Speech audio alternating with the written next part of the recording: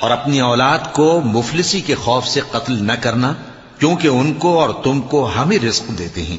کچھ شک نہیں کہ ان کا مار ڈالنا بڑا سخت گناہ ہے، اور زنا کے پاس بھی نہ جانا کہ وہ بے حیائی ہے اور بری راہ ہے۔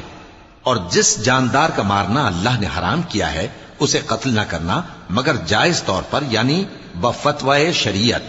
اور جو شخص ظلم سے قتل کیا جائے، ہم نے اس کے وارث کو اختیار دیا ہے کہ ظالم قاتل سے بدلہ لے، تو اس کو چاہیے کہ قتل کے قصاص میں زیادتی نہ کرے کہ وہ منصور و فتح یاب ہے۔